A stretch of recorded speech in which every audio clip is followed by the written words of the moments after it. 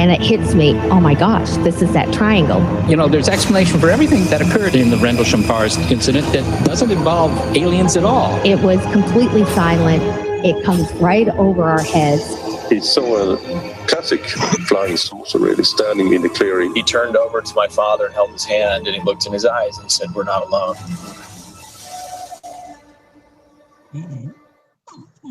Welcome to Podcast UFO for our live show.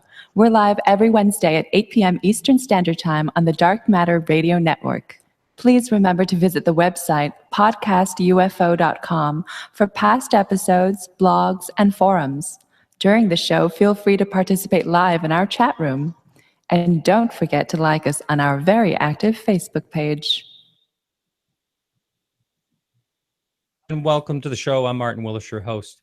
And we have a great one lined up for you tonight. We have both Alejandro Rojas, who is live with us tonight. He is on. Also, we have Ted Rowe, and he is the executive director of NARCAP. It's going to be a real interesting show. This is our first Google Hangouts. Thus, of course, we had technical problems. The chat room is not working on podcastufo.com. So, but it will be next week. We'll get that figured out. Unfortunately, I couldn't get a hold of the person that helps out with that at short notice. So please jump over to YouTube if you're watching on podcastufo.com if you want to get into the chat room there. So we are live streaming. Also, we have a new show coming up, the first new show, and it's called the Everything Else Show. That is coming up on March 27th with Paul and Ben Eno. Everything You Know Is Wrong. That's what they're going to talk about. Not just paranormal we're going to talk about. We're going to talk about everything else. And that includes whistleblowers. I have a CIA whistleblower on. I have Edward C. May. He was part of the Stargate project, remote viewing and all that. He's going to be on. So is Steve Callahan, who was adrift, a person that was shipwrecked and adrift for 70 days. I'm just going to try to talk to interesting people. I also know a lot of LA comedians. I'm going to be talking to a couple of those. It's a variety show. That's what it is. So looking forward to tonight. I want to thank everyone that supports the show. If you'd like to help us out for $2 or more a month, you can go right to podcastufo.com, and all that information is there. So I'm going to welcome both of you on at the same time. I'm really excited. One more thing. I am going to be at the UFO Congress next week out in Phoenix. If you're going to be there, a number of people have reached out to me, and I'd love to hang out with you. My email address is martin@podcastufo.com. And please get a hold of me. I'd like to meet up with you. It's going to be a lot of fun. And these two gentlemen that are on right now are going to be there. Also, one more thing. As we get into the show later on, if someone watching on YouTube wants to join in and ask the guests a question, you'll be able to just put your Gmail email in the chat room and say that you want to join in. I will send you an invite so you can ask our guest directly a question that way. So, Alejandro Rojas, how are you doing? And welcome, Ted Rowe. Greetings, aloha. Happy to be here. Hello, I'm doing well. And you can't get your camera to work. I know, so I just hooked up my GoPro. Let's see if I can get this working, because so people just can don't see wear me. it on your head and look around. I mean, that's what you do with So, GoPros. and what's cool about my room is I have this nice artwork up that's made by Dale Hendrickson, who is actually someone I've talked about before because he does artwork with The Simpsons. And it's awesome artwork. And he's someone who always comes to the conference. He'll be there again. But he just is, besides being a super cool guy, he has some amazing artwork. And that's what I would have loved to have shown your audience. But I don't know if that's going to happen. Well, I have someone just commented in the chat room. I have Japanese screens behind me. And I moved my studio. I've been trying to get rid of the static problem. So I've tried everything, bought new equipment. And finally, I just moved into my guest house, and we'll see if there's any static tonight. I hope not. But trying everything. There's something else I was thinking of, too, while you were talking. What would be interesting, you talked about how, the Enos and they do the everything you know is wrong type of thing. Yeah. And a lot of people do that, but I've never heard of a everything you know is right. Wouldn't that be interesting? That Yeah, everything well- you know, everything you think about life is exactly right. You are on spot on. I would go That's into what we would call it. politics. I would go Spot into on. politics, Alejandro, but I'm not going to Yeah. touch that. But I do want to read this one tweet that I just read. Okay. This was a tweet to Trump. It says, one thing that's sad, hopefully we'll have time to appreciate it later, is that there's definitely no UFOs, or Trump would have tweeted something. So anyway, I thought that was, now, no, I don't want to get a lot of backlash from Trump supporters out there. I'm not saying one thing one way or the other. I'm just putting it out there. That was a tweet. He would have tweeted about UFOs. He actually has tweeted about UFOs. I Oh. can't remember exactly what he said, but it was somewhat dismissive. It wasn't like UFOs are real or Hmm. anything. But yeah, that gets into a whole other thing, which is something Ben Hans is going to be kind of covering some presidential stuff at our conference.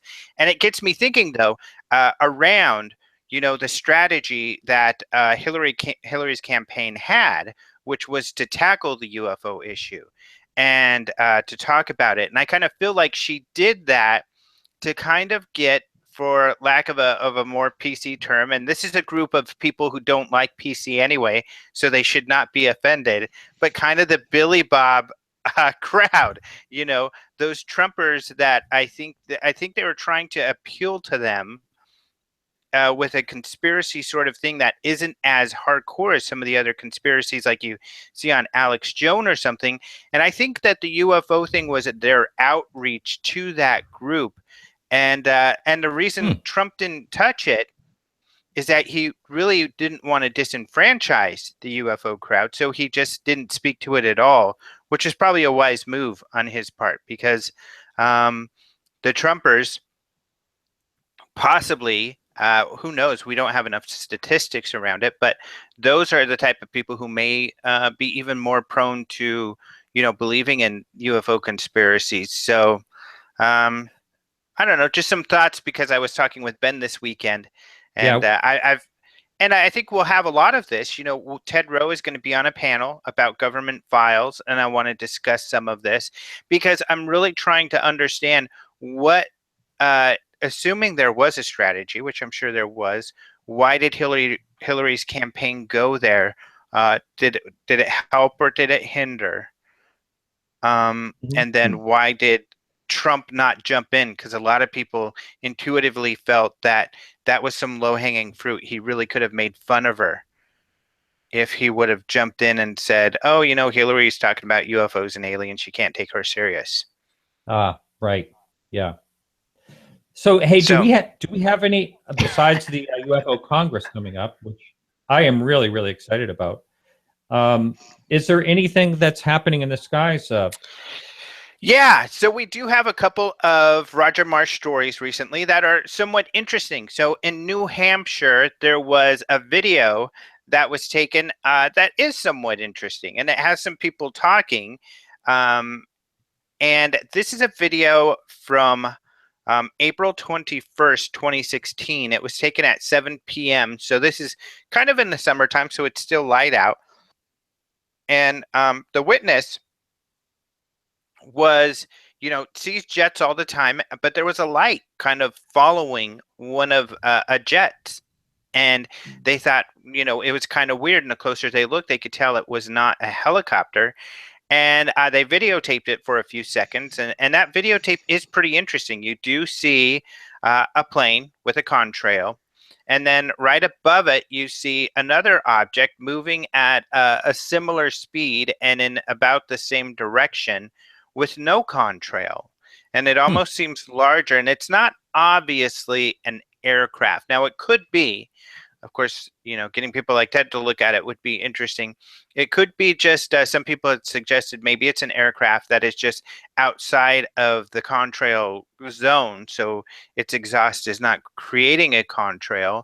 It also could be much closer than the other plane, so it's difficult to tell distances.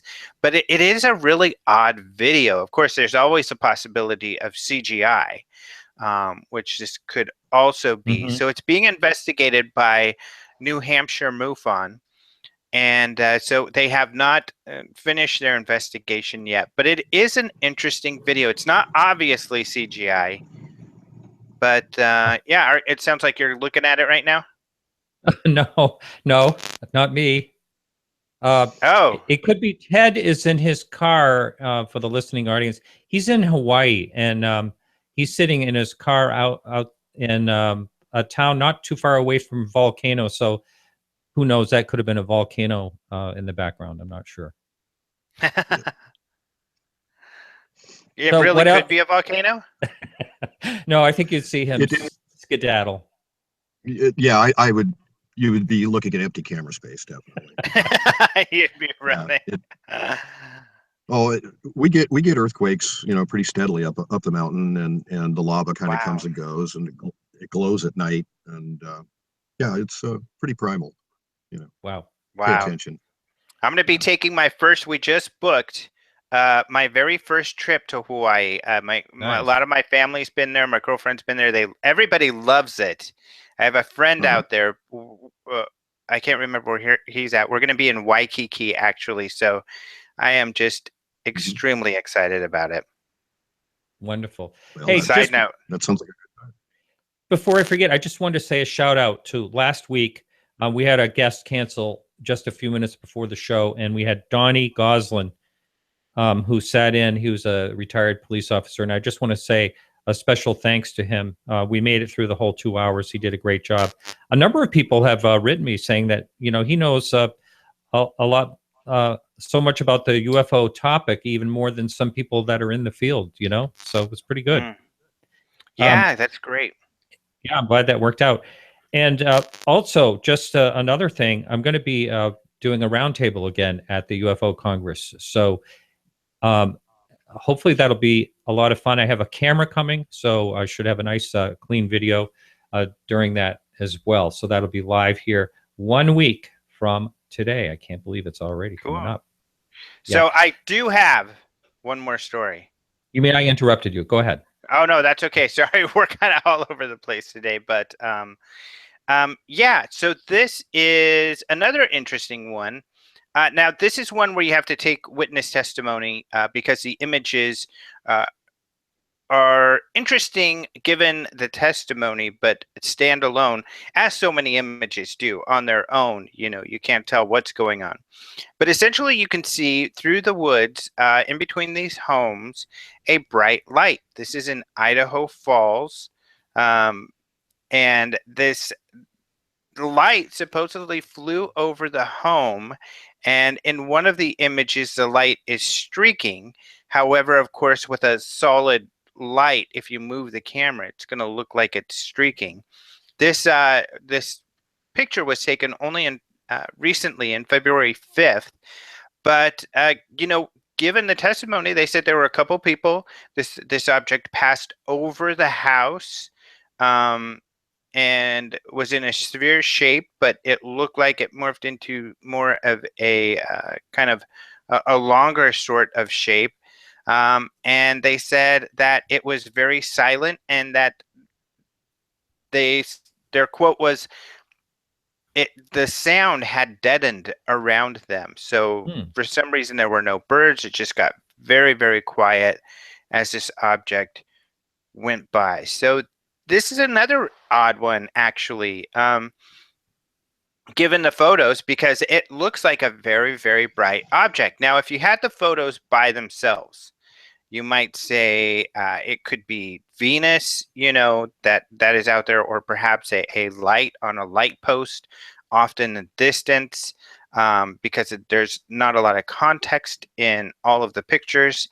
But given the testimony, if this thing was something that flew over the home, it's very bright. So yeah, this is another interesting case. Wow, wonderful. Well, is there any last thing you'd like to say, Alejandro, to the people about next week or anything? Anything change or anything? Go ahead. Oh, changes. There has been a change. So Jennifer Stein is not going to be able to make it.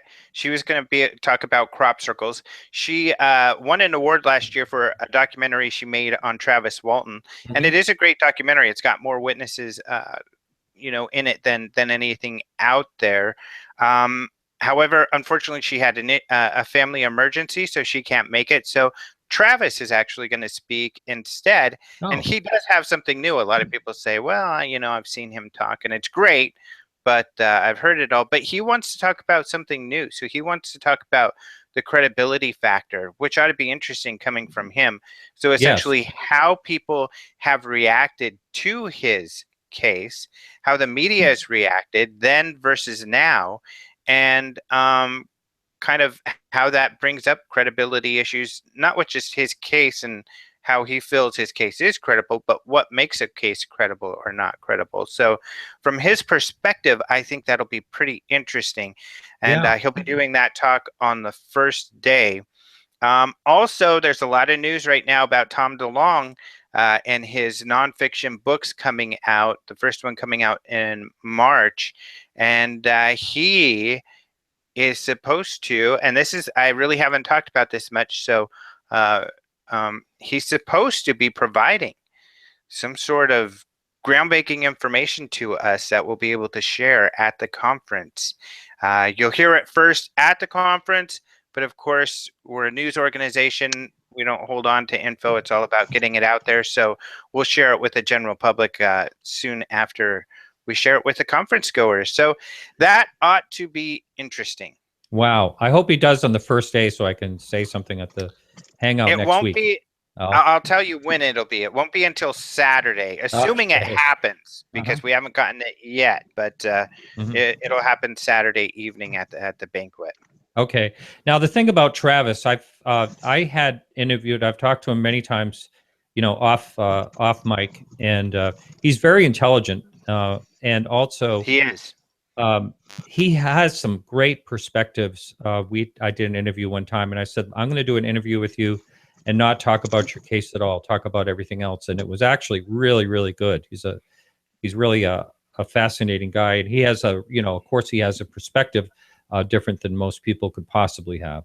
I agree. He's very quiet.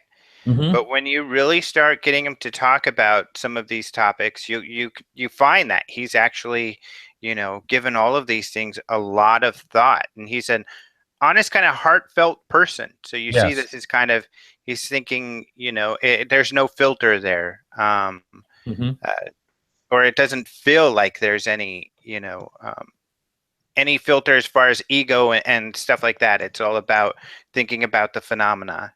Right. And how it affects people. That's right. Well, you all set. Thanks so much, Alejandro.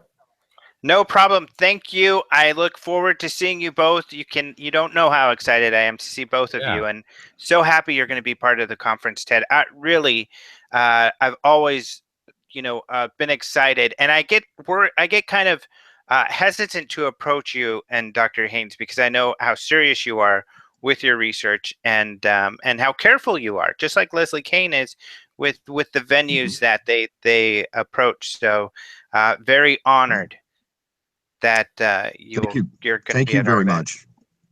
I'm looking very much forward to being there and sharing with you and your crew some things that nobody's heard before. I've got a story to tell. So great. Awesome. To it. All right, Alejandro, thanks so much. All right. Yep, we'll see you guys soon. All right. Okay. See you in a few days. Yep. Okay, so Ted Rowe, he is the co-founder and the executive director of NARCAP, which actually stands for the National Aviation Reporting Center on Anomalous Phenomena, and established back in 1999. So Ted, again, welcome to the show. Great to have you. Thank you very much. Thank you very much, Martin. I look forward to it. And, we have questions rolling in already, and I just looked a few minutes ago. We have a whole slew of questions up on our forum for you as well. And I'm not sure how many questions we're going to get to, but first of all, I'd like to talk, before we get into the topic of NARCAP, I'd like for the listening audience and watching audience, actually, to know a little bit about you. Can you give us your background and what made you actually get interested in this topic to start with? Well, I came into UAP studies, honestly enough, from personal experience. It started when I was a kid, and I'd seen some things, and as I got older, I continued to see things from time to time, and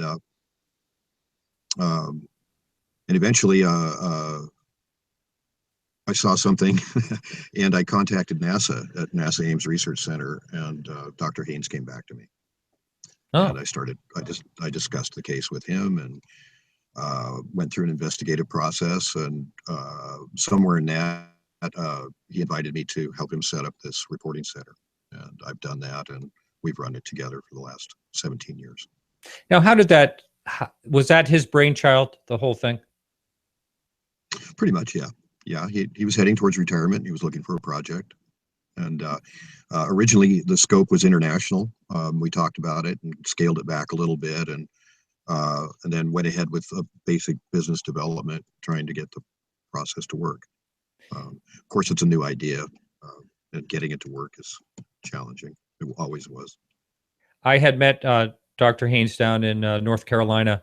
I think it was like 3 years ago. Really had some great conversations with him, and he wasn't really excited to be on the show because of the name of the show being UFO podcast UFO, and sure. I want to talk to you a little bit about that, but I want to make sure I don't forget that. I'm making a note. But if you go ahead and continue about your background, and did you have any science background at all yourself, or is it just administrative?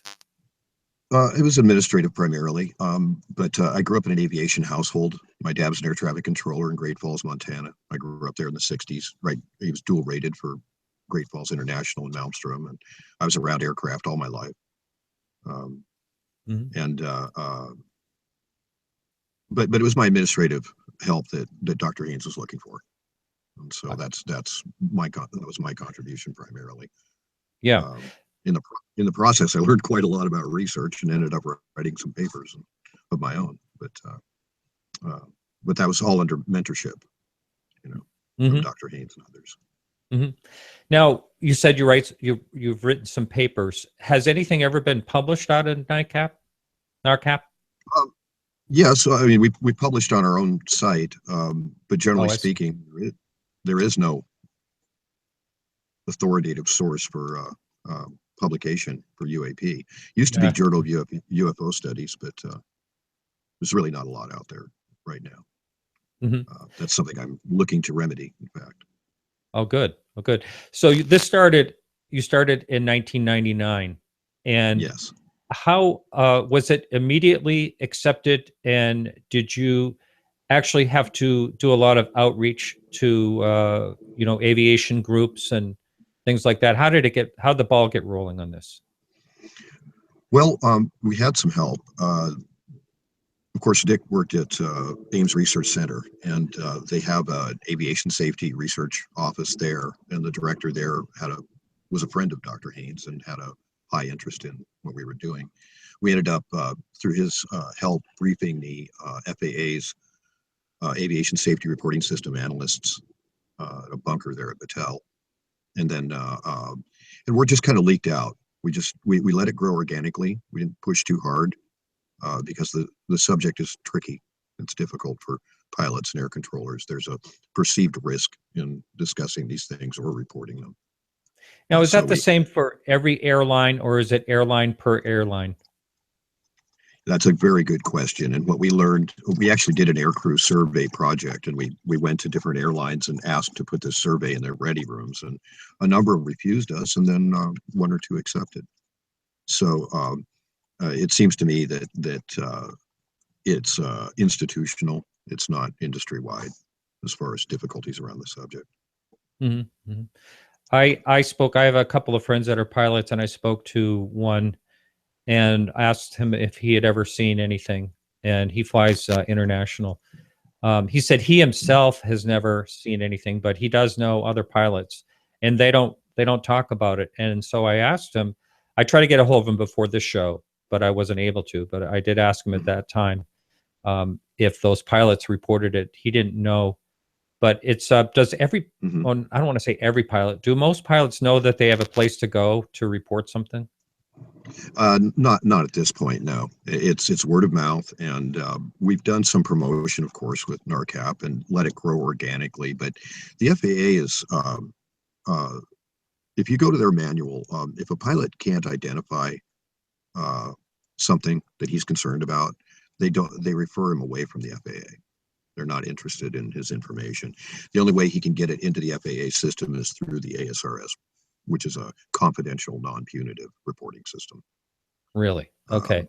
And why do you think that is it just threatening to them because it can't be identified? Why would you think the FAA keeps that as taboo or out of the system? Well, that's a good question. There was all kinds of protocols around handling unidentifieds through the 50s, the 60s, and the 70s. JANAP 126, the Service communication information for reporting visual importance items, this kind of stuff. A pilot could be fined or imprisoned for talking about what he might see in the air. They were using them for forward observers. No, they were using them for forward observers to see the Russian bombers coming over the pole and this sort of thing. So pilots in the air were technically forward observers. And as such, they couldn't talk about what they'd seen. And a lot of them didn't like that. There was some definite rebellion against that regime, but that it had a chilling effect that continued into the 70s and 80s, and I think it's in management now. They just don't talk about it much. Some do, mostly don't. You need to get them in a safe environment. Yes, right. I understand that. Now, is there any such thing as a NARCAP looking into historical cases, or do they just stay with contemporary reports? Well, of course, primarily we're looking for fresh cases, but we do collect historical cases. I hand them over to Dick, or if he receives them, he takes them and puts them in his AirCat. It's called Air Catalog, which is a case file he's put together of about 3,400 aviation cases involving incidents or observations that seem to be related to UAP or unidentified aerial phenomena, as it were. So we collect them, but if they're not current, we don't devote a lot of resources to them, unless they're just really juicy, unless there's just a lot of information available. Does it also depend on, let's say, if there's not a lot going on, like you may want to dip into something from the past or something like that, or do you just keep the channels open for anything that may happen? Well, we keep the channels open, but there's plenty of chatter. People are talking. We have international technical specialists and research associates that are writing papers that are peripheral to our study. We're learning about UAP cases in other countries as specialists step forward and offer their historical sort of compendiums of UAP-related events that might be aviation-related in their countries. And we've been collecting some of these. We've heard from Argentina. We've heard from Czechoslovakia, I think. It's developing, Yeah. These things happen everywhere, near as I can tell. So. Now, what about helicopter? Do you do any helicopter pilot reports? Oh, sure. I wrote a paper for a project we did with NARCAP called Project Sphere, and I wrote the U.S. section on it. I did a study of 120 aviation cases that seemed to involve unidentifieds, and there was helicopters in that in the breakdown and all that. There were helicopters, there were military transport, military fighter aircraft. I broke it all down: commercial aircraft, private aircraft, civil aviation. Tell me a little bit more. Tell us a little bit more about this Project Sphere, please. Well, Project Sphere, we took the model off of the Condign report, which was the report by the British Ministry of Defense. It was a comprehensive study, not the best study. They painted with a broad brush, but they hit a number of different aspects of the UAP phenomena. They looked at microwave effects. They looked at influence on cars. They looked at influence on human beings. They looked at sightings and pilot reports. They looked at different aspects of it, and then they considered the phenomenon as it presented and tried to come up with some sort of coherent theory, which I don't stand behind, but I thought the model was good. And so we went after spherical UAP. Dr. Haynes had been working on this for a while. So we did a study on spherical UAP. We studied them by geometry. We studied them by radar cross-section. We studied them by the way they're reported. We studied them by photographs. We compiled, there were about 15 of us involved, and we wrote about 22 papers. And that all falls under Project Sphere on the NARCAP website. Okay. Would you say that some of these spheres appear to be under intelligent control? It's hard to argue either way. But, you know, yeah. Are there some cases in particular? Well, we have one on our site, NARCAP Technical Report 12, and it involves some astronomers who were on the ridge on San Bruno between the ocean and on the coastal ridge between the ocean and San Jose Airport. And an airliner was coming in. They had a pretty good camera at the time. It was 8 megapixel. It was 2005, I think. And they saw a small light following the aircraft. And so they started shooting a sequence of pictures. And at one point, this little ball of light pulls up under the tail of the aircraft and holds position for a little bit and then breaks away at an oblique angle. And I don't know how to write a paper that describes a ball of light behaving intelligently, but, you know, there are attributes there that need to be looked at. I don't think that we should throw the baby out with the bathwater. We want to be careful here. Right. Now, what is the relationship between these spheres and the Foo Fighter reportings during World War II? My guess is that it's the same phenomenon, but that's a guess. I mean, the difference between, you know, guessing that and knowing it. I mean, are the orange balls of light that pilots see at altitude the same one that Earth lights people see on the ground? You know, I don't know how to connect that. You know, what kind of study would actually validate that? All right. So what? Some spectrum. Okay. So let's go into. I haven't even looked at any of these questions yet, but let's go into what happens once a pilot reports a sighting. How does it? You said it goes to Richard first.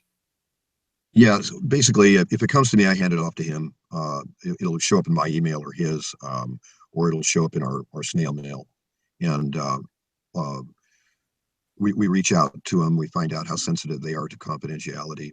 We treat it as if it's going to be confidential, and we de-identify. We do a full investigation as fully as we can, and then we'll de-identify the case, and unless in the rare situation they want to be related to it, and then it becomes a white paper, and we publish that. I see. So that's the short path. Are there some? Are most cases? I don't want to say most cases. Is there a majority of cases that you figure out some type of natural phenomena that happened? I heard you say Earth lights, like sprites, or there's ball lightning. There's all kinds of natural phenomena that you might be able to observe from the skies. Yes, and we look very carefully at all these possibilities. Dr. Haynes is a perceptual psychologist, an expert in visual acuity and expert reflections, this sort of thing, and very helpful in breaking down illusions that pilots are susceptible to, and what's left. And why would they? Can you go into why pilots would be susceptible to illusions? What type of illusions? The same reason all of us are. For example, if you were to sit in a very dark room and to have a single point light source, a small one, like an incense stick, just the little glow on the end of the incense stick. And if you sit that very still on the other side of the room in the dark, and you sit still and you look at that, it'll start moving. You'll see it vibrate, boom, boom, boom, boom. And it's vibrating with your heartbeat. It's called autokinesis. And it can fool people. They think the light's moving, but it's their eyeball that's moving. Okay, and that's one type of illusion that a pilot can be, or a delusion that a pilot can be susceptible to. There's a lot of stories of pilots flying into the ground or nearly hitting intersections where there's red and green lights, thinking they're following aircraft into the on a pattern. Wow. And they're flying visually, so they're not looking at their instruments when they should be flying instrument and not looking out their window. you know. So there's different things that can happen that can explain some types of observations and incidents. And there are others where they go right ahead and make reports and file them with NTSB and wait for nothing. Basically, nobody can resolve it, but they were frightened enough or concerned enough, souls they felt were in danger, so they made a report. You know, and the kind of reports we get are like loss of separation, near mid-air collisions, dynamic passes around the aircraft, this kind of thing. So it's active enough that it makes people nervous, makes pilots nervous.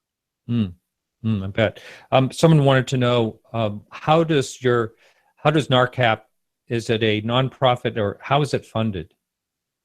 Well, NARCAP is a nonprofit. We're 501c3 registered.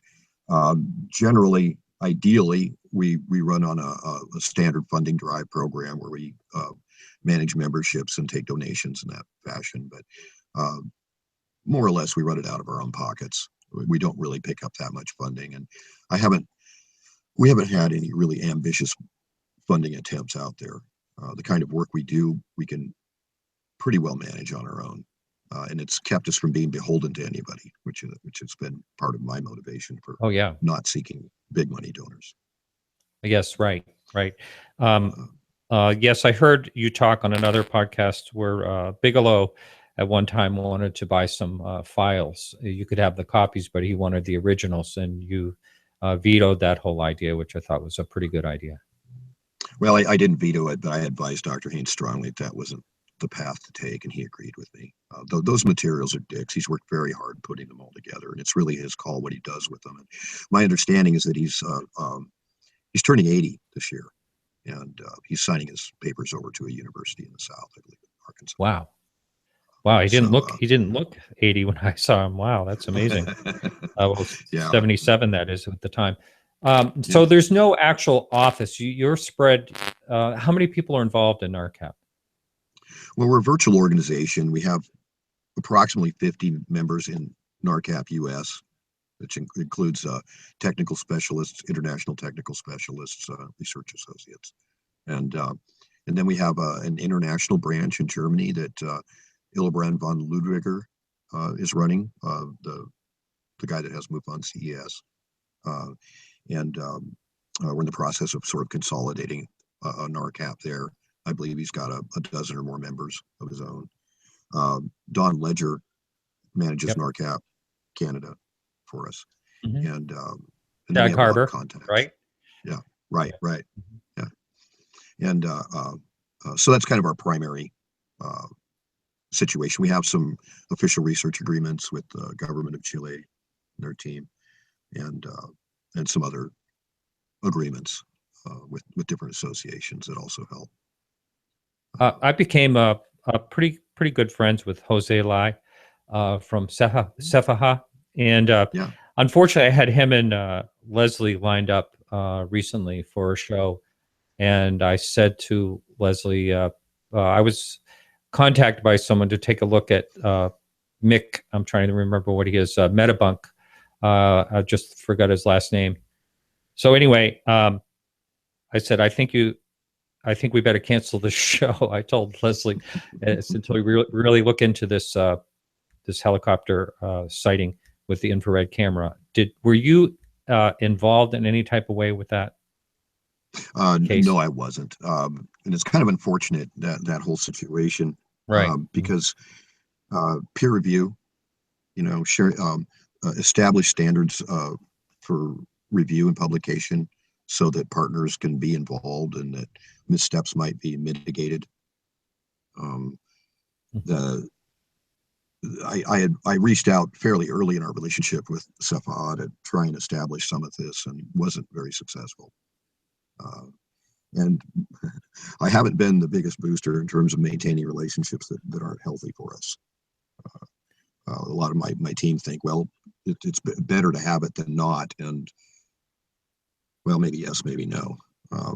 The main thing is that are you a team? Are we working together? If we are working together, then the things you say and the things you do influence our image and affect the things we're trying to say. So how do we do this in a way that's safe for all of us, and that we can move our message together to make this happen? And so far, I haven't really found that inroad with CEPA to make that function really occur.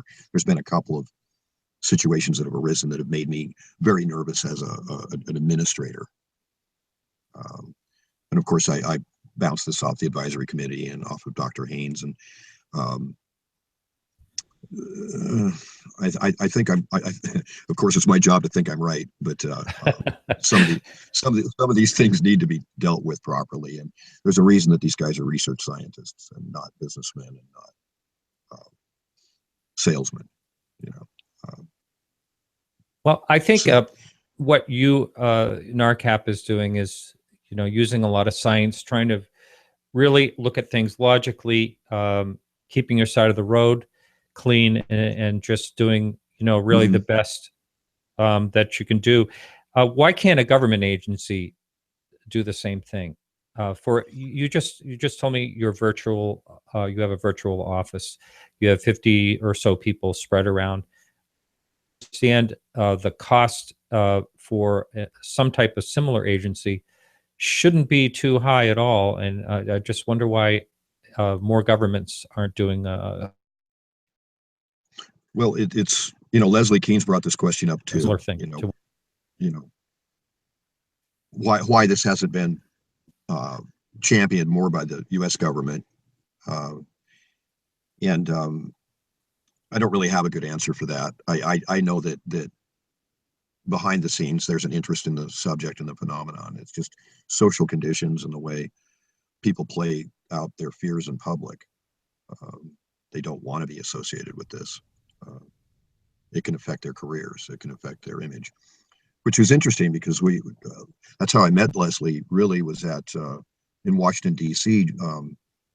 Briefing Representative Davis and other congressmen, trying to manage an initiative to move information forward. That's how Podesta learned of the term UAP. Was because we briefed him on it. Dr. Haynes came up with the original definition for unidentified aerial phenomena in 1980. And we decided in NARCAP that the term UFO wasn't accurate, and it was a bit pejorative too. So we suggested that unidentified aerial phenomena was more accurate, and then we could say unidentified aerial phenomena / object or / light. Wow, I wonder how perhaps have a more accurate. Wonder how Richard felt about Hillary Clinton using that word on It was a big thrill for all of us. I knew that Podesta's crew had been paying attention. We had we took several trips to Washington D.C. Dr. Michio Kaku vetted a lot of the materials that we presented upline. Eventually, it ended up being a congressional hearing, but the Department of Homeland Security sort of skewed it away from the UFO UAP thing into something less. Now, have you ever had a conversation with him, Michio Kaku? No, not directly. No. Well, with Dr. Kaku, yes. Yeah. Oh, you have. Yeah, I spent most of an afternoon with him. Did you ever get into the topic of UFOs with him? Oh, yes. He was reviewing our materials to advise congressmen. Yes, we talked quite a lot about it. His impression was that he was looking at exogenous incursions, and he felt that it was appropriate to say that. And I think it in a way it kind of is, because there's a real trend to want to treat this all as a science problem. Science problem, right? We're going to solve this, and then we'll have the emphatic evidence that's so perfect to put our logical box together and explain who these guys are and what this is all about. And it's actually a tactical problem. And by the time science gets around with all of that, we may be very far behind the 8 ball. And if we suspect that these are exogenous incursions, then be vigilant. Maybe you can't prove it, but we have Navy SEALs in action all around the world every week somewhere, blowing things up, taking pictures, whatever. Where's the evidence? How much evidence do they leave behind? you know? And how much evidence do you expect an advanced culture that's capable of doing what some of these lights and objects are suggested to be able to do? How much evidence does that leave behind? And are you setting the bar too high to defend yourself? You know, I'm running a research team, but I'm not a researcher. You know, I'm an experiencer, and I'm somebody who's looking at the whole picture here. And in my mind, if we want to take it seriously that these are exogenous incursions, then taking it seriously means being more vigilant, collecting better data, doing a better job of crunching that data, having enough information to fall back on in case it confirms that yes, we are visited. Then we've got, you know, half a library of good, smart people thinking about it, and they're writing to fall back on to help us try and deal with it. I can't say that any particular case that NARCAP has engaged has been indicative of an alien incursion, but we're having a lot of reports of this kind of thing going on, and it's not something you want to get wrong. I would rather we spent 50 years chasing shadows than not be in a proper footing if it actually happened. I mean, you can't defend the planet. So how vigilant should you be? You know, I think you should be very vigilant. You know, just be vigilant. Yeah, I do too. You know, I've been doing this for a rather short time compared to a lot of people out there, but you know, when I started this, I was thinking that, you know, I would know more, and I just realized that that's not really so. It just seems like there's so much to this. One thing, I have said this on my show a couple of times, and it was a guest that I had. He was a senior visiting scientist and astrophysicist at NASA, and he said that quietly some of him and you know, his colleagues in conversations said or agreed on that if a civilization could get through the bottleneck of technology without blowing themselves up, they'd probably be traveling the stars and visiting other planets. This is someone that was at NASA, and you know, I mean, it just seems that, you know, one of the issues that we have here is that it's not taken seriously. I know there's, you know, reasons for that: the ridicule factor, the Robertson panel, and different situations that cause that. Have you firsthand seen any of that, the ridicule part of the whole thing? Oh, sure. I've lived it. I have a family, and half of them don't support me at all in this. Really? Wow. I pay a price for doing what I do, and I think a lot of us do. I think a lot of us were dedicated to engaging this, and we're trying to get to the other side of it without us, you know, trying to just get the answer. A lot of us pay a high price. Do you feel the? I'm going to ask you. Do you feel the same way I do? Do you know any more about it since you started than you did before? You know, I came into it because I've seen things already. So it really didn't matter what I knew or what I didn't know. It was in my body. It's in my nervous system. I had trauma from it. I went through a whole journey of dealing with post-traumatic stress disorder, working it through, which led into freediving, which is one of my passions, and reawakened my training in Budo, martial arts, Japanese Zen arts, and Zen training, to the point where I was invited to teach at a Zen temple, teach Japanese sword. But I went from an unawakened person, a person who wasn't self-aware enough, and who was mystified by the idea of an alien presence, and particularly in love with the idea that I had some experience with what looked like that. And I thought I was special. I thought I knew something. I thought I had something to say. And I've come to learn that first off, I'm not special. These things probably shouldn't be happening to me or other people, and that it may not be a good situation, and that I need to choose my words carefully and choose my behavior carefully around it. I'm a carrier of information, one of a number of us in our society. And to do that correctly means I need to take it seriously. And taking it seriously means getting yourself out of it, getting your opinion out of it, just look at what's happening and don't make it about you. For me, for a long time, it was about me. Oh God, it drove me. I was obsessed. Mm-hmm. I answered emails at 3 a.m. at Christmas, for years.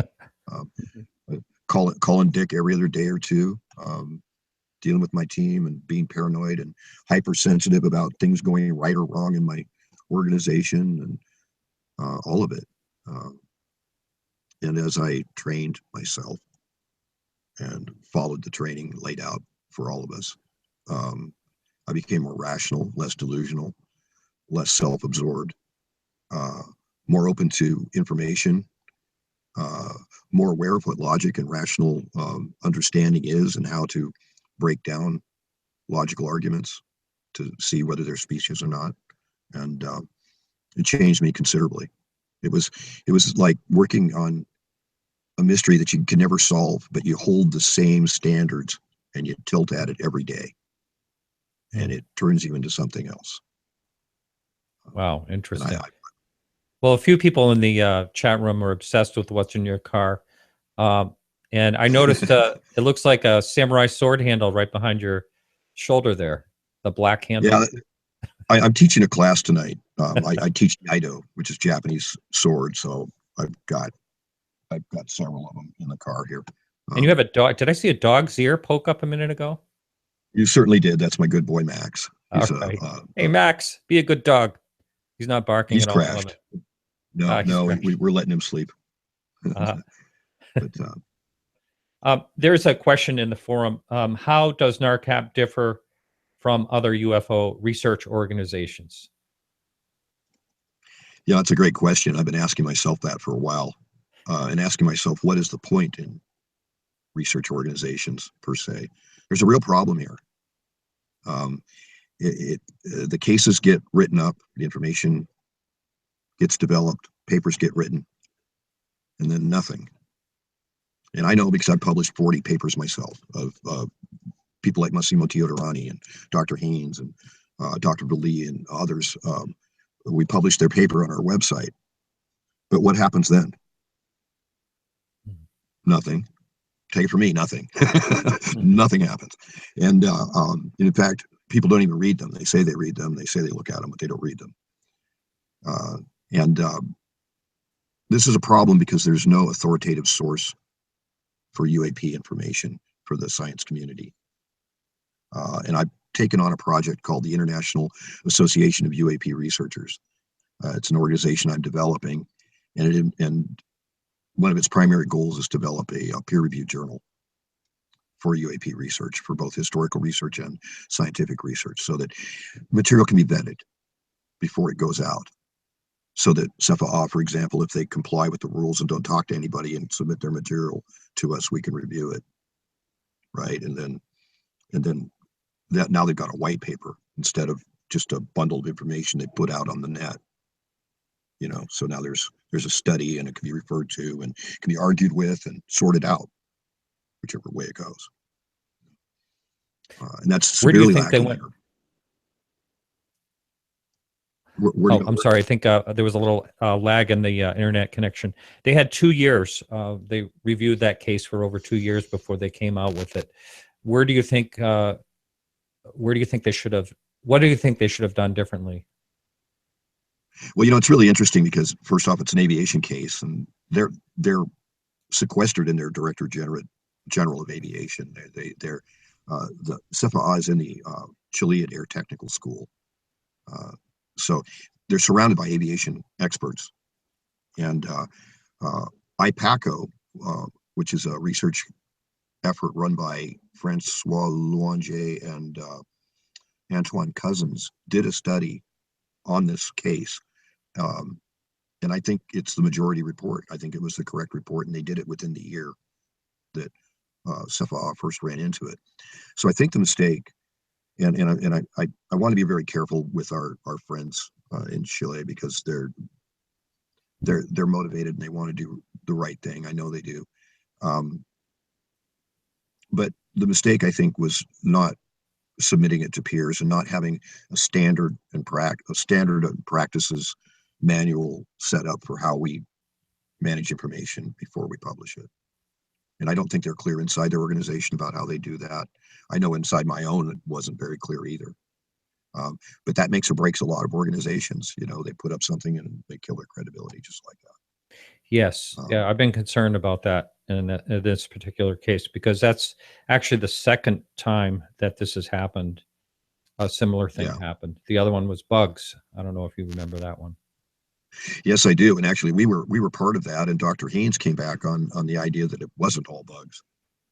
I didn't do the research, but what I saw didn't look like a bug to me. But that's why we have majority and minority reports. The way these things should be done is that a comprehensive study should be done by the initiating party.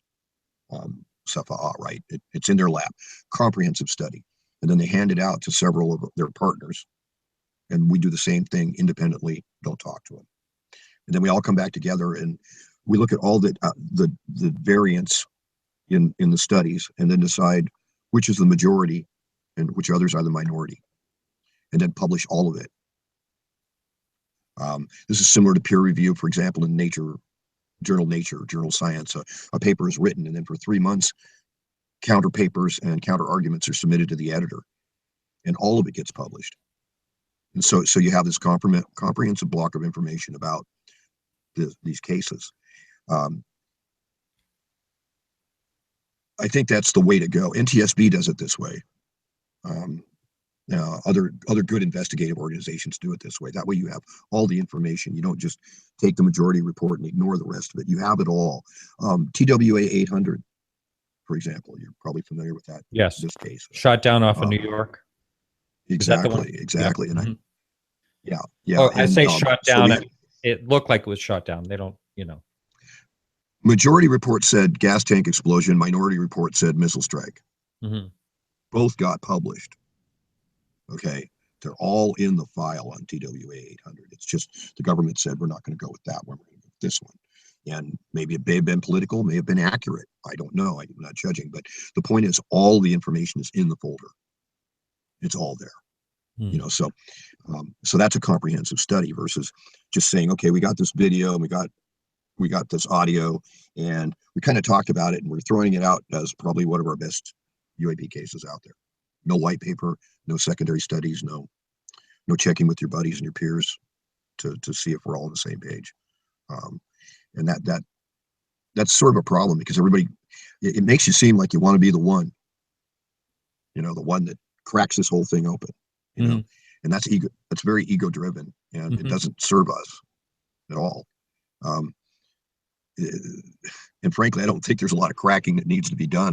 This is part of, reason I'm running an association of researchers coming up rather than just NARCAP as a research group, is to what do you do with the information once you've got it? And where does it go? And we need that. Ufology needs that. And I didn't want to be the person to do it. I've spent maybe 10 years talking to all kinds of people. Dr. Teodorani. I published one of his first papers in the United States. I found out that he had done the lead work at Hesselin with Erling Strand. They did a joint Italian-Norwegian study there, and a couple of years of it, and he wrote some good papers. And I'd been visiting a site where anomalies were reported rather steadily, kind of a Hesselin here in North America. And I met Erling Strand there and got referrals to Dr. Teodorani and so on. So I published a lot of papers, around this work, and but the influence of those papers is just nil. There's just nothing there. And that's the core problem. That's the core problem. As an administrator, when I look at this stuff, my scientists did what they should. They wrote their papers. But you don't argue these things out in the comments section of social media. You do this work. It's important to get an answer, right or wrong. And so I've been really trying to advocate that, trying to push that idea forward. And this organization I'm developing is along those lines, to make a peer-reviewed journal available, and to give researchers an extra sounding board, and extra advisement on how to move their information in a way that science will look at it. Can you think of any other type of situation where there's challenges like there is when it comes to UAP and UFO? Well, there's other studies that are pretty similar. I'm not the first person to say it, but studying weather is a lot like studying UAP and UFO. Because it's you can't. It's elusive, right? Is that what you mean? You can't predict it. You look, yes, and you look for patterns, but that means documenting everything until something repeats. And it may not repeat quite the same way. So there's a lot of watching and a lot of accumulating data and looking for patterns. And in some cases, the patterns are there and they're disturbing. So if we want to get it, if we want to get somewhere with all of this, we at some point, looking for patterns won't be enough. I think we've got a lot of cases. We've got enough cases to where something definitive could be said about exogenous incursions. I'm sure of that. We've got cases that quack like ducks, and we ignore them at our own peril. The Minot B-52 case, 1968. Tom Tulane did that study. Powerful case, radar data, gun camera photographs, gun radar photographs. Witnesses seeing a very large object with lights inside of it on the ground. Just all the things that would make you wonder if this was an exogenous incursion or not. And the Air Force came back and said it was the moon. That's not really surprising. You hear about the Venus and, Oh, sure. And the guys that really understand this are people like Jan Aldrich and Fran Ridge. These guys have been in the game since 1960, late 50s, as members of NICAP and APRO and other organizations. They've seen a lot that we don't know about. And the Project 1947 thing, I think that's where Tom Tulane published his paper on the Minot B-52 case. There's a lot of information there. And you can sit back on your haunches and say, well, interstellar travel isn't possible, but that doesn't explain the case. I don't really care about what you think about interstellar travel. There's a case here, and for us to consider to consider it in its entirety raises implications, and those implications should never be ignored, regardless of what we think is possible or not, because I just can't help but think that dealing with aliens could be an extremely dangerous situation. Not one that we should undertake lightly, and we certainly shouldn't be the last to know. Right. Right. That's going on. And if that is the case, if they are far more intelligent, then they can pretty much do whatever they want as far as letting us know that they're here or not, or communicate with us or not. My feeling has been, are they overt or covert? If we look at these things and through that lens of exogenous incursions, there's other lenses to look through. But if we're going to look at it as exogenous incursions, then are they overt or covert? And a lot of people say, well, we see them at night and they zip around and they must be covert. And my feeling is that these phenomena, whatever they are, whatever agency is responsible for them, are not bashful. But the information doesn't move on the human side. These things show up in front of cities. They show up, in front of aircraft and all kinds of situations. It's the information on our side of the fence that's not moving. They don't seem to care one way or the other. I mean, if there's a they, if I'm not just projecting anthropomorphically, So I just really want to push the caution on this, and being cautious is not ignoring it. Being cautious is understanding the implications and definitely not ignoring it. You know, you know, these. So Go ahead. someone wanted to know on the chat room, this is basically a nuts and bolts organization, and that's the way you look at the UFO topic. Is that right? It's a very narrow pie slice. Yes, yes. It's a very narrow pie slice of all of the potential information around unidentifieds. We don't ignore the idea that there could be ESP involved or any of these other things, but what we're doing is we're looking at the physical manifestation itself, and we're using the aircraft as a sensing device. So if the electrical systems are affected, if the pilots see things, if radar makes detections or doesn't make detections, all of these things give us a picture of what's going on, and we can reconstruct that picture over and over again the same way if we just look at aviation cases. So it doesn't mean that there isn't something to a lot of the other branches of study in this field, but our focus is very narrow in that. And for us to work with pilots and air controllers and politicians and unions and this kind of thing, we got to be very careful about how we manage our image, and what we do say and what we don't. So they're much. These are very technical guys. To be a pilot these days, you have a degree in hard science usually, and to be so that they're primarily going to want to talk about nuts and bolts. They saw it; it was concrete, it was real, it was here, it did this, did that. You know, not what they felt in their heads when they were sleeping one night. You know, a voice they heard. You know, so we don't ignore the rest of ufology directly, but we're very focused on one nuts and bolts aspect of the phenomenon. Now, there are a lot of commercial pilots that were in the military prior to becoming a commercial pilot. Possibly not the same type of education as a commercial pilot would have, but also I would consider also a good observer, most likely. Most of them know their weaknesses. A lot of them can tell you, hey, I know I can't judge distance well.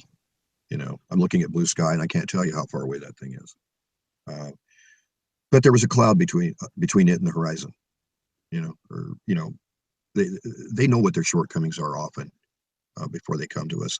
And interestingly enough, oftentimes they come. It's one of the first things they do when they retire. Is Really? They wait till they retire and come and tell us about it. And we've had military pilots who were on active flights when they saw things that were very provocative, and waited a long time to talk to us about. So, okay, well, I wanted to talk about this sooner or later. I was going to bring it up later, but since you just said that, Gate C-17 at the O'Hare Airport, November, I think it was 2006, was it? Yes. Yeah, yeah. Okay. It's November 6 or 7, 2006. Yeah. So the O'Hare sighting. One of the things Yes. I've said, and you know, the people that listen to all my shows are going to say you just said that 2 shows ago, but one of the things I've thought was I was for a short time I took a sabbatical from what I normally do, and I was involved in an airline, and I had a lot of fun. And it was Pan Am, a relaunch of Pan Am, and basically, boy, I lost my train of thought. Jeez, where was I going? We were talking. We were talking. You're going to ask me about O'Hare, and you were giving. Yes, O'Hare. I'm sorry. Yes, about your life. So I got off the track of O'Hare. So what happens is, you know, people leave the airline, and this is the question I have: is hasn't someone from United that was involved in that left and talked about this O'Hare case? I mean, it certainly was a major sighting. Well, yeah, and we talked to people that didn't make it to our white paper on the subject. It's possible that there's still people out there that would come out and have something to say about it. I don't really consider it a case that's a hill to die on. We didn't get a lot of hard data out of it, although it's pretty obvious something happened there and something was seen. Ground crews saw it. The ramp controller saw it at United. The air controllers in the tower at O'Hare didn't see it. apparently that was angle of incidence, angle of observation precluded it. Radar didn't detect it, but I suggest that that might be a characteristic of some UAP rather than a failure to collect data, that some UAP are not easily detectable on radar. And we know this because a lot of pilots who have UAP observations will ask for radar confirmation, and sometimes they get it and sometimes they don't. So you actually are able to, through the organization, you can get radar data? Yes, yes. FOIA requests. We get encrypted hard copy, and then we have algorithms and just rebuild the radar plots. Oh, wow. So we can see what it says. We don't have to have them send us an animation to see it. Mm-hmm. Mm-hmm. So I know that Erica Lukes has been on the show a couple of times. She was involved recently where they were doing some work with radar data like that with the algorithms. Yeah. Before we move on and talk about certain sightings, I wanted to get back to the anomalous area that you were talking about. Can you tell us a little more about that? Well, it's pretty well known. There are sites in the United States and elsewhere in the world where light phenomena are observed. Brownie Mountain, North Carolina, is one of them. Marfa seems to be one of them. Brown Mountain, you mean? Is that? Yeah, Brown Mountain in North Carolina. And call it Brownie because I think of the sprites, right? Brownies. And Hanford up in Washington State is another place where things are seen. And then there are places down in the desert Southwest where they're seen also. And one place in particular I've been to is rather remarkable that way. I've been there 4 times, and I've seen unidentified aerial phenomena every time there. Wow. Haven't been able to get a lot of data on it, although we're working on that. Massimo Teodorani, Dr. Teodorani has been there, and so is Erling Strand, and some others. It's a very unusual place in a lot of different ways. But it really underscores, how important it is. We have this information, these basically laboratory environments around us, and we need to bring instruments to bear. We need to do instrumented studies, kind of like what Erling's doing. Dr. Teodorani is heading a project with Leslie Keene and Jose Ley and Mark Rodiger from QFOS called UFO Data, and it's basically they want to recreate the instrument packages at Hessdalen at some of these sites and do some data capture. The phenomena there are very interesting and very strange, and it's a very unusual environment all the way around. Can you describe what a typical, or you say it's unusual? What's unusual about what you have actually witnessed there? Well, it's unusual seeing balls of light fly around anyway. Yeah, but I've seen that there in a couple of shades and a couple of different permutations. I've seen what look like discharge phenomena. They seem to be blobs of plasma that orange, and they sort of ignite and fade away. I've seen UAP coming to the site and disappearing, and I've seen them leaving the site and disappearing. I've seen them coming up through the canyons and then over the site and then disappearing. So it's an important site for Native Americans, and that's why we don't really disclose the area. But what I want to do is do a return. I'm trying to do some support work for Massimo and take a research group out there very soon. And then hopefully we can get 5 or 6 more visits out there and maybe come up with something concrete to share. Okay, I think this is just for the regular listener. I think I just heard static. Static is driving me crazy, actually. I've done everything. I've moved to a different building. I've bought new equipment. I'm not sure what I'm going to do. I guess I'm going to try a different computer next week. It's just driving me crazy. So I do apologize to the listener because I just heard static again. Replaced wires, cables, you name it. I've one person in the chat room right now. I took his advice. I made sure none of the wires were crossing on audio wires. It's just nothing I seem to be able to do. The only thing I can think of is having an extra computer nearby. Maybe that's it. Maybe I should to change that. Anyway, apologies out there.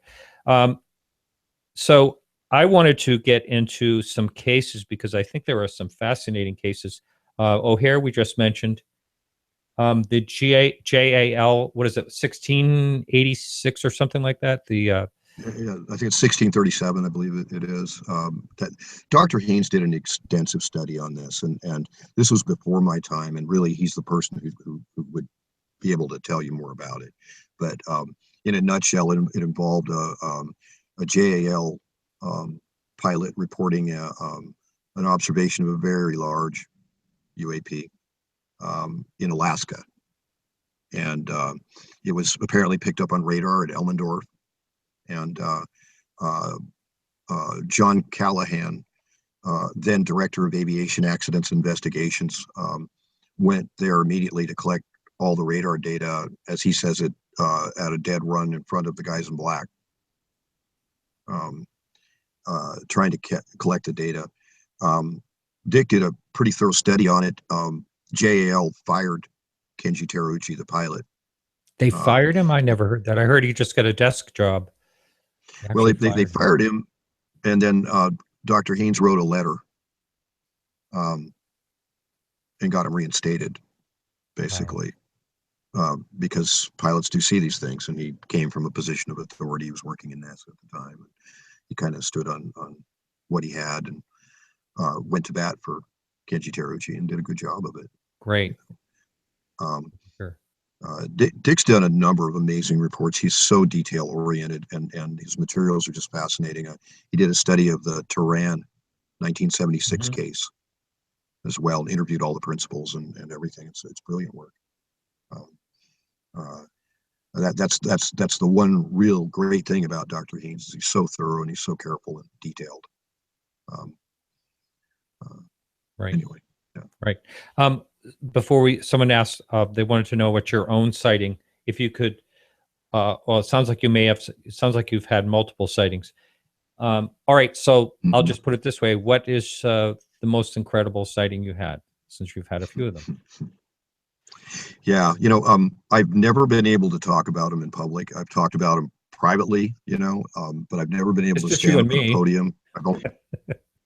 Yeah, it's just you and me. And but yeah, because I'm an administrator, I'm not a researcher. I don't guide research.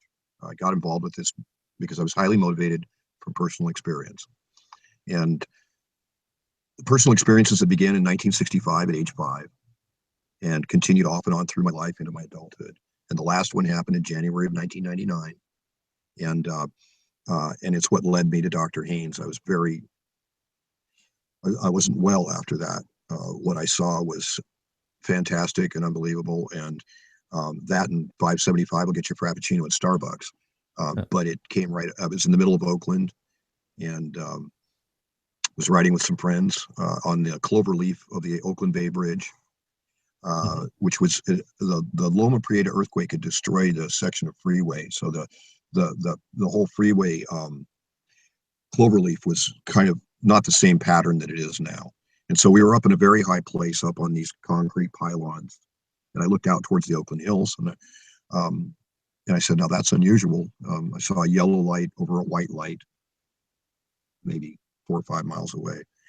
And as we watched it, it turned from a pair of lights, it turned sideways and became a long yellow rectangle with 2 white lights underneath it.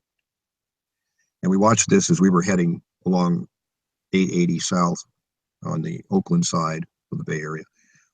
This thing came down Highway 24 below the level of the skyline. And my friend in the back seat and I were going through a whole list of things that it wasn't, like an airliner on fire heading to the bay, And at one point it slowed down and stopped between us and the Oakland Federal buildings. It was about 3 miles away. And as we looked at it, I thought I was seeing silhouettes in the thing. And keep in mind, I've never told this story. Okay, I don't tell this story in public. I've told friends, but this is the first time I've talked about this. You're scooping. Okay. And I watched this thing, and I had my eyes open. Fortunately, I wasn't blinking because this thing leaped. It flitted from a couple miles away and came to a dead stop less than its own length from the windshield of my car. And my partner was driving. Jeez. My buddy Ian was in the back seat. It was 23 January at about 4:30 in the evening. So we were heading towards dusk, darkness, right? And then it matched our speed and then went in reverse as we drove down the road heading southbound with this thing hanging in front of our car. It was eight minutes to drive that particular stretch of freeway from beginning to the end of where our observation took place, and it took us 3 hours to cover that. Or 3 hours elapsed, linear time in an 8-minute transit while we were driving. I got a good look at the inside of this thing, and it was occupied, and it revealed a couple of its own characteristics and maneuvers around us before it left. I have no idea why, no idea who. But I was living on a sailboat in Alameda Marina. Oh yeah, I know Right where it is. Yeah. And this thing had gone. We went Highway 24 is an overpass that comes down onto 880 right in front of the Oakland Police Station, basically. And this thing leaped over the 24 overpass and matched us, just clearing the tops of the street signs. Went right past the cop shop, went right down through the middle of Oakland with all the way, and then it left us at Lake Merritt. Yeah, I know where that is.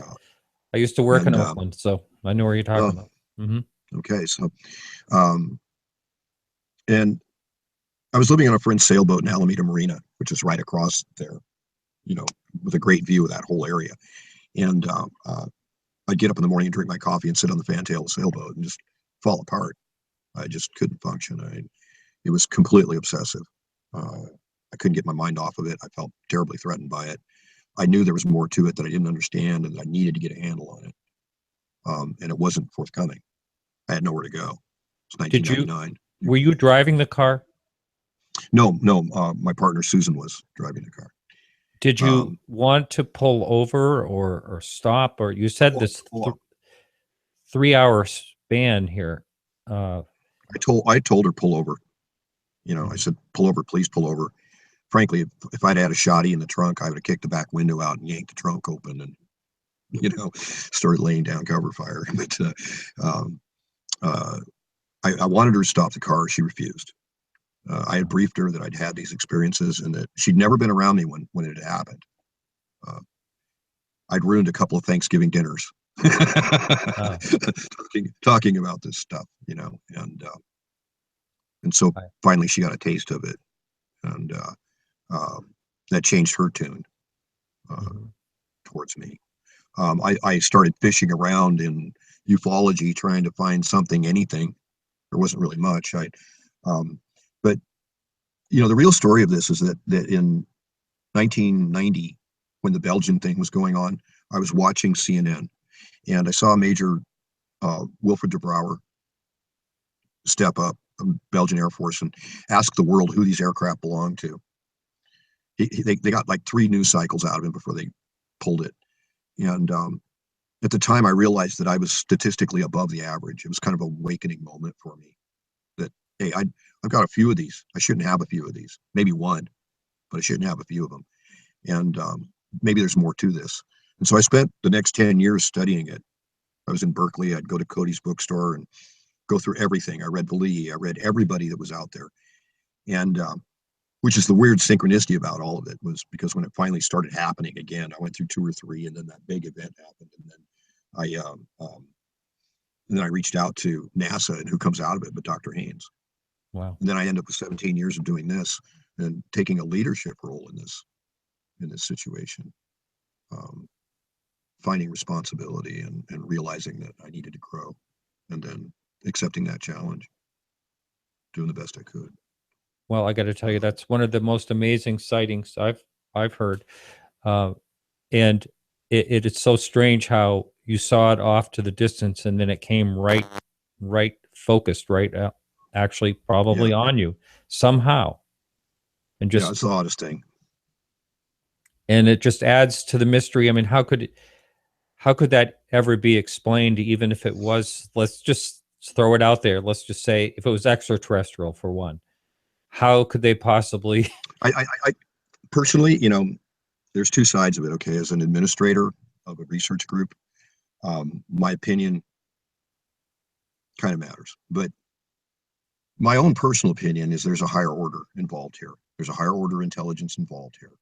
There's another step, and I don't know who they are or what they're about, but they understand reality and physics better than we do. They're not subject to the delusions that humans use to prop ourselves up from day to day. Delusions of money, delusions of words that have meaning but aren't real. They're not I don't think they function that way. I think they're rational and that that they deal with things differently. And I would imagine that for us who are not rational, watching rational beings would be very puzzling.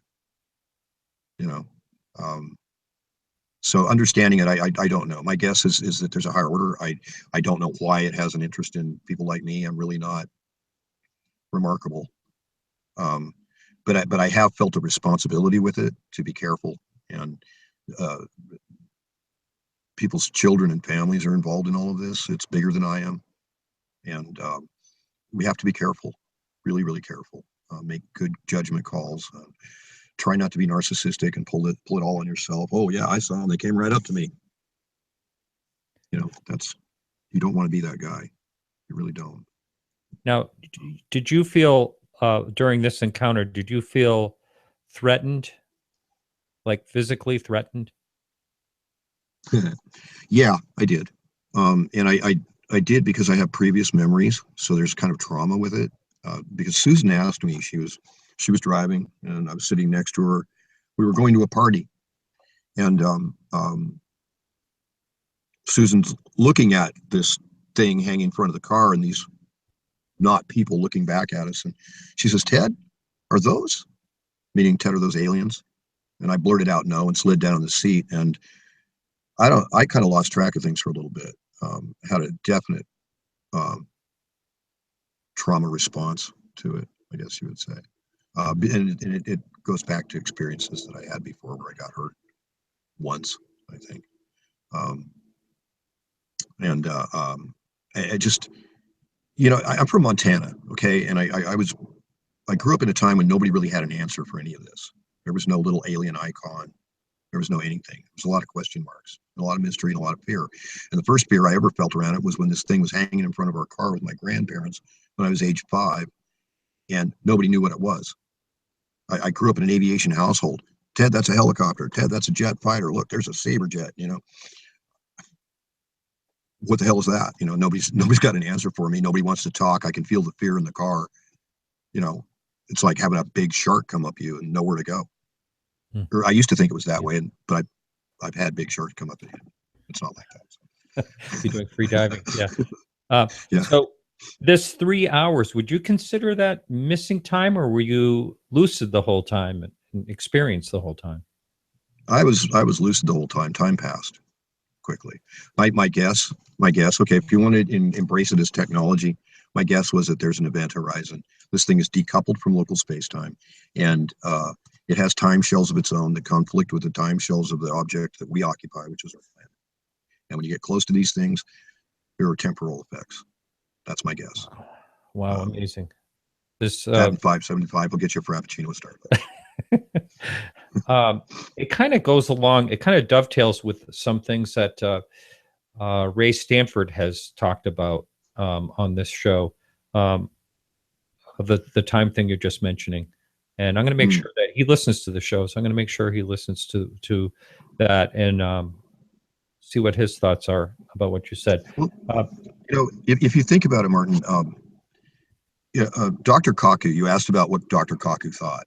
I was actually in a panel with Dr. Kaku, Dr. Bali, Dr. Heisch, Dr. Richard Kahn Henry, Dr. Sturrock, and John Callahan in a panel during this whole Podesta thing that was going on. They did a symposium at George Washington.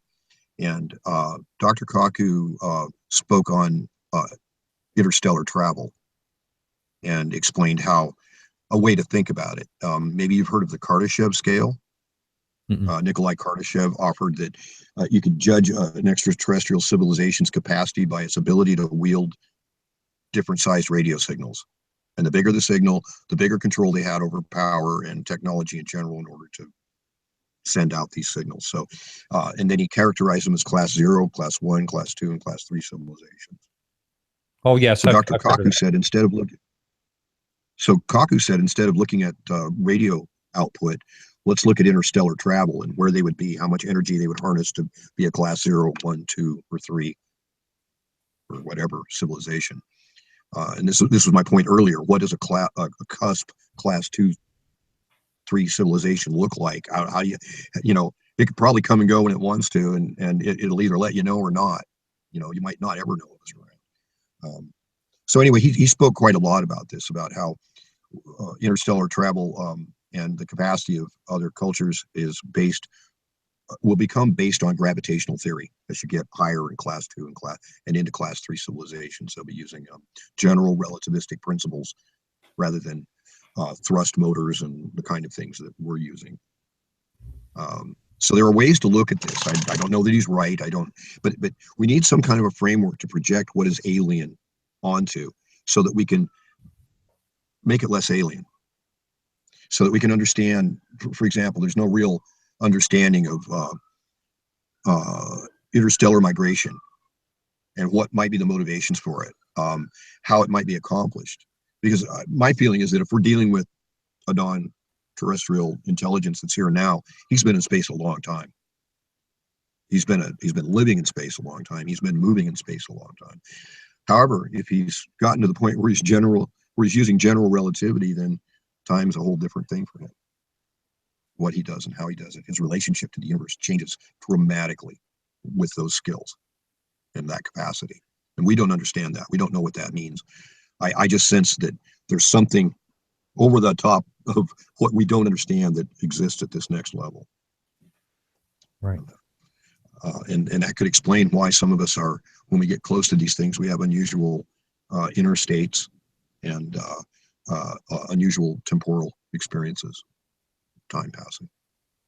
Wow. Max is awake. Say hi to Max. So listen, in the chat room, if you're listening live right now, if you would like to ask a question, if you'd like to join in the Google Hangout, all you have to do is type your email address or pop your email address in the chat room, and I will copy it, and I will invite you into this Google Hangout if you'd like to. So let's see. There are some questions. I know it seems like we have I don't know, 20 minutes left. And it seems like I could talk to you for about 4 hours about this stuff. And I'm really, really glad I'll be seeing you in a couple of days, and hopefully you won't be too busy to sit and talk somewhere. Looking forward to it. Yeah. Now, someone wanted to know if you can tell us about the 2005 Palo Alto case. There was a white ball of light flying near a airliner. Are you familiar with that case? Yes, I am. In fact, I mentioned it a little bit earlier in our conversation about the astronomers that were in San Bruno, and they saw the airliner come over with a little ball of light following it as it came in to land at San Jose. And that's the case he's referring to, the Palo Alto case. I see. And I don't really know what to say other than it looks like an energetic radiator. It could have. I suggested in my own paper that these things could be mistaken for ordnance. They look like the tail of a missile.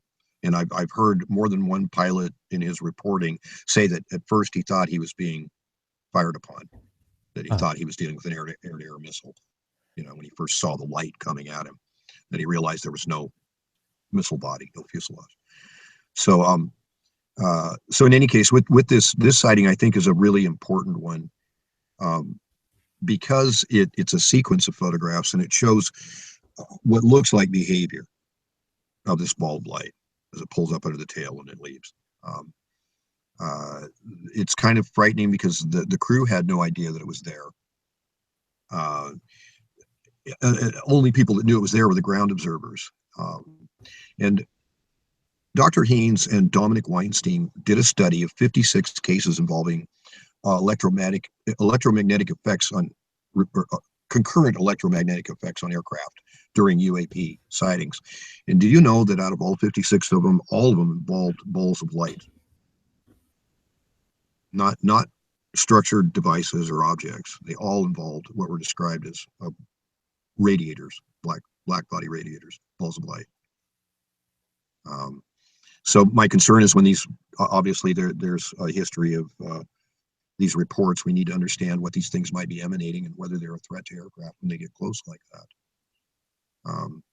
One of our members, Neil Daniels, was a B-17 pilot during World War II, and then matriculated into commercial aviation and flew a full career as a commercial pilot, passenger aircraft pilot.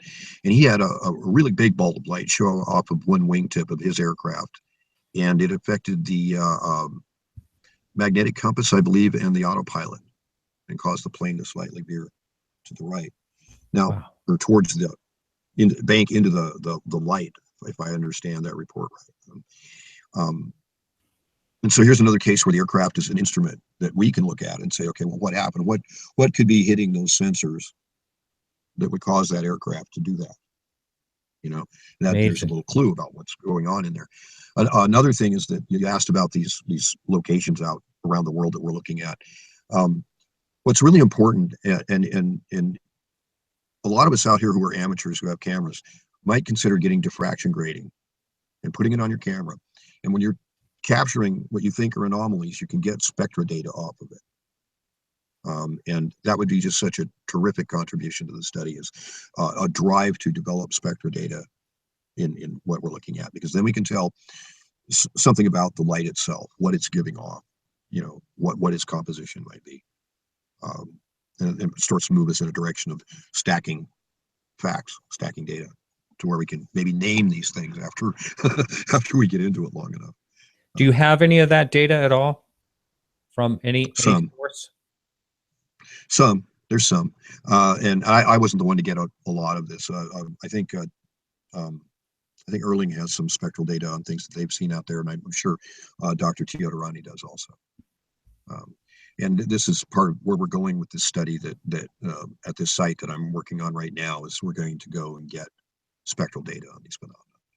Mm-hmm. Just if you would keep your eye open, because we may have someone join us. Someone just asked to join in, okay.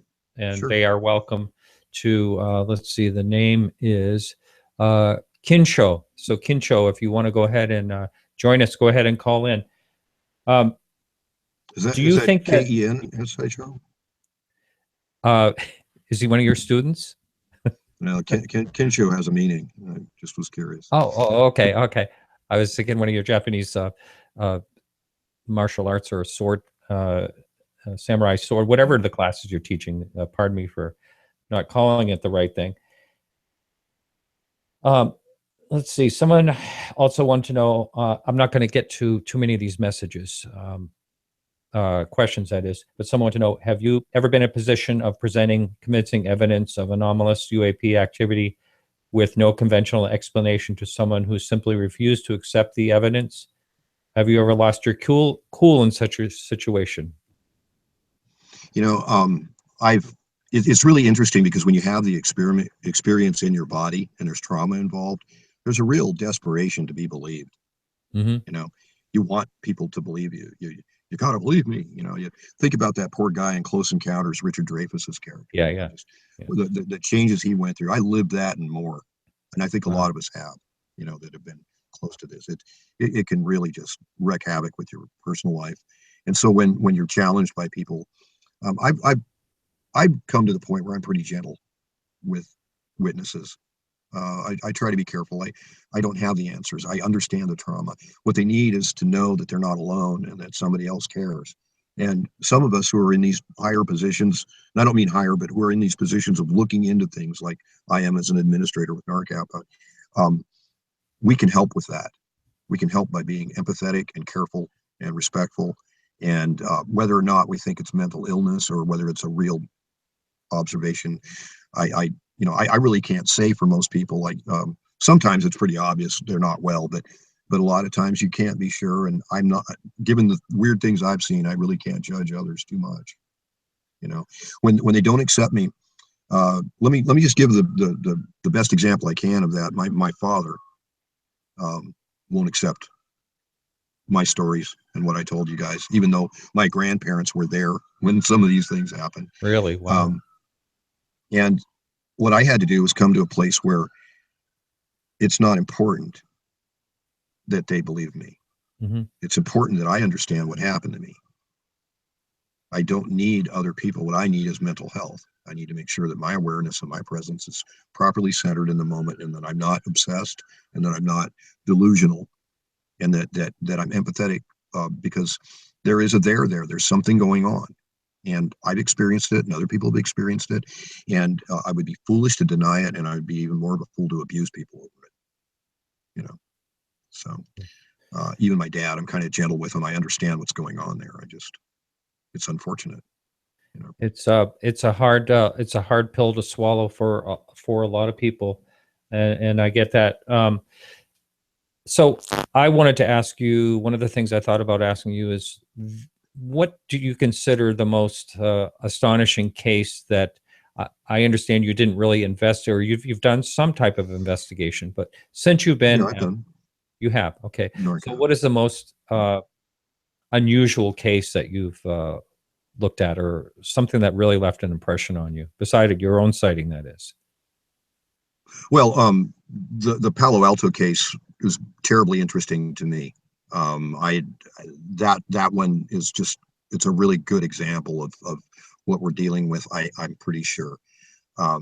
Someone has suggested that perhaps that's Venus, and I don't think it is. I don't think that I don't think when you consider the case in its entirety, I don't think that that's a probable explanation. And even if it is a possible one, it doesn't make it the correct one.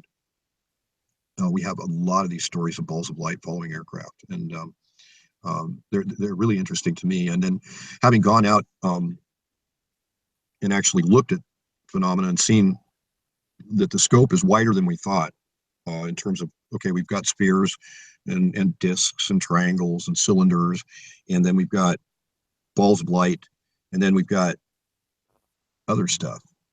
And I've seen some of this, and we just don't be brittle in all of this. You got to watch really carefully what you're looking at. And I would include researchers and say, don't be brittle, because it may not be what you think it is. You may be dealing with something perfectly natural, just poorly documented.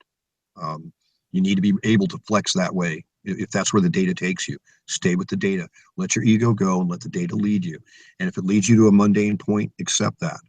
You know, Good advice. But sometimes they don't lead you to a mundane place, and in that case, hold your ground. You know, you're right. Stand by it. You know, and then there's information. That's where you build from.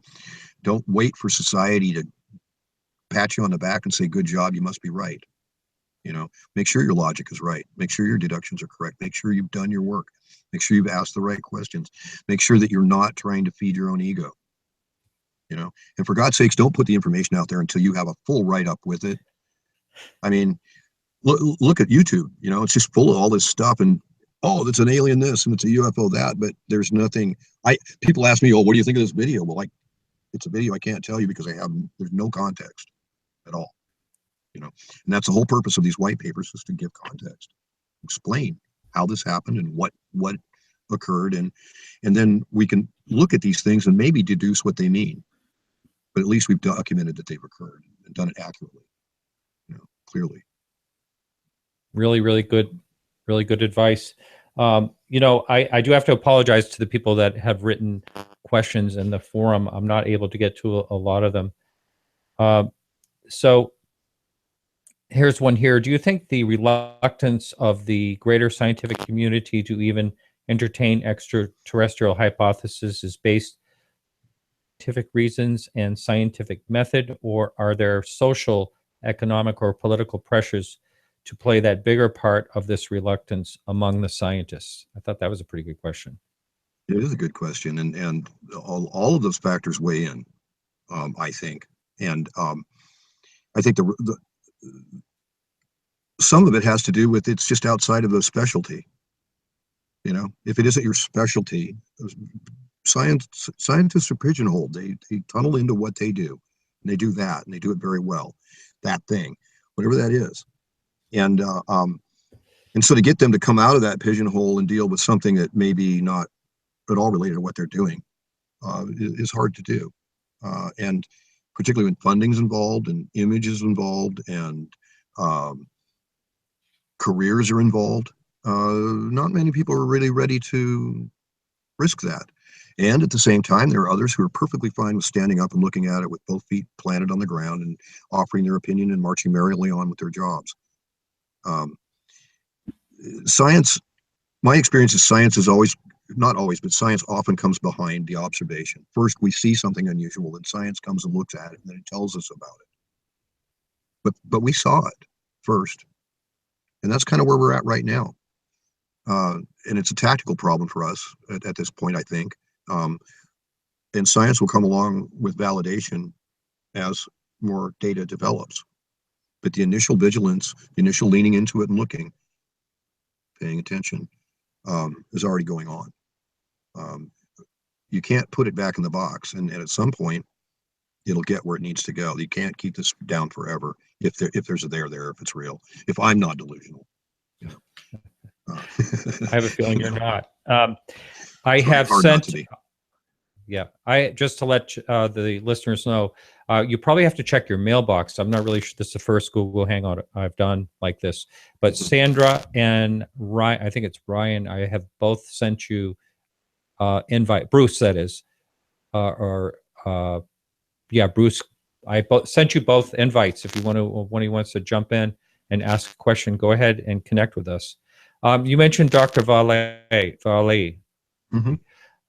Got to meet him last year. A great guy, very a real icon. What do you think about his philosophy of that this phenomena could be all kinds of things? Do you think that's accurate? You know, I'm not going to second guess Dr. Vallée. He spent a long time in the field looking at it, and he's developed his perspective. I do think that we aren't very comfortable not having an answer. And in that state, a lot of ideas come up, and a lot of paths are trod trying to work them out. And Dr. Vallée has certainly been wrestling with this in his life for a long time, you know, since I was a kid, you know, and I'm not going to second guess his journey and how he got there and what his opinions are today. I certainly respect him and respect that. I may not necessarily agree with it in its entirety from my own experience, but I don't have the answers, so I can't say he's wrong. You know, I will say that a civilization that's functioning in general relativistic principles may look very disjointed and irrational, and may have appearances or capacities that we just didn't imagine. And in that sense, we're seeing them and encountering them and trying to explain them. And Dr. Vallée is doing his path on that. He's certainly been an icon. It's been a privilege working, you know, in an organization with him involved, and he's always been gracious and decent to me. And pretty much in his conduct in public, he's always been good to people. So in that sense, he's a good role model, I think. Yes. Although I would tell you, work your own logic, work your own rationale until you understand what you're trying to do. When I met him, the thing that impressed me, I couldn't believe how tall he was. He is one tall guy. He is. He's a tall man. I was starstruck when I first met him. I was invited to an SSE, Society for Scientific Exploration event in San Diego in 2001. And Dr. Haynes told me that he had invited Dr. Vallée to join our organization. And I was just shocked, and then met him and Hal Puthoff and Dean Radden. And Hal Puthoff. It was pretty amazing. Yeah. One last question, and I have a final question, and we're going to be wrapping up fairly soon in about 4 or 5 minutes.